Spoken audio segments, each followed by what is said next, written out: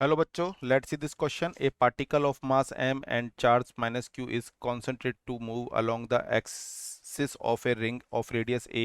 The ring carries a uniform charge density plus lambda along its length. Initially, the particle is in the center of the ring where the force on it is zero. Show that the period of oscillation of the particle when it is displaced slightly from its equilibrium position is given by t is equal to 2 pi under root of 2 epsilon not M A square upon lambda Q. तो यहाँ पर हमें simple सा concept समझना है। इसका अगर हम सॉल्यूशन स्टार्ट करें तो हमें बोला गया है टोटल चार्ज ऑन रिंग कितना दिया गया है। टोटल चार्ज ऑन रिंग मैं आपसे पूछूं तो ये कितना हो जाएगा सर।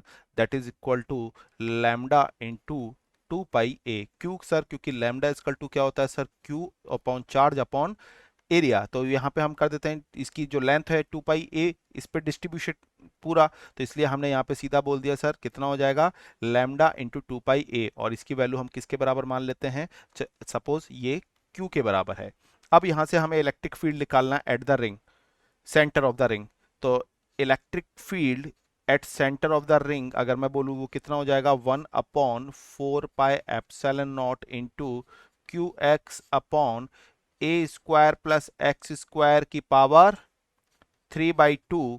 ये कैसे आ गया सर, सिंपल सा कॉन्सेप्ट है। यहाँ पे हमने ये रेडियस ले ली ए और ये हमने ले लिया सर एक्स डिस्टेंस पर पी पार्टिकल, तो this is the distance of under root A square plus X square. तो ये ऐसे हमने करके सॉल्व कर लिया। तो सर की कितना हो जाएगा Q X upon A square plus X square plus 3/2 के बराबर आता है। यहाँ पे हमने क्यू को रिप्लेस कर दिया तो ई इक्वल टू वैल्यू कितनी हो जाएगी lambda A x upon 2 epsilon not into a square plus X square की पावर 3/2।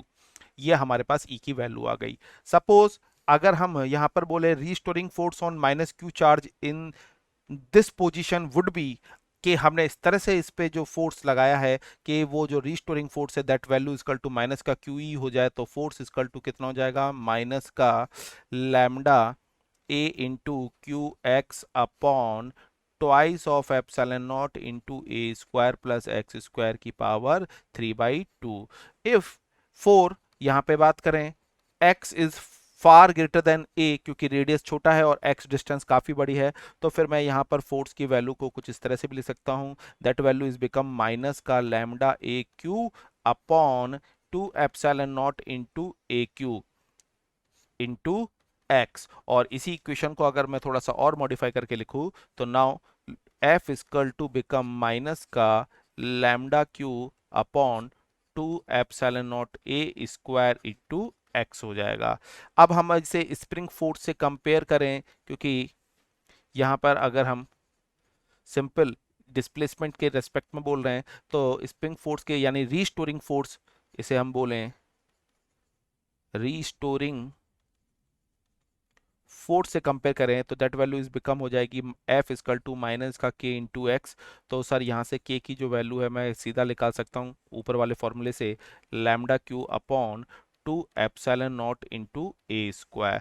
और we know that time period जो होता है वो कितना होता है 2 pi into under root m by k. और जब हम इस वैल्यूज को पुट कर देंगे तो फाइनली टी इक्वल टू के की वैल्यू पुट करनी है हमें बस, टी इक्वल टू कितना आ जाएगा हमारा सॉल्व होके 2 pi into under root of 2 epsilon not M A square upon lambda into q, जो कि हमें दिया गया था और इसी के बराबर हमने निकाल दिया। So this is the hence proved, hence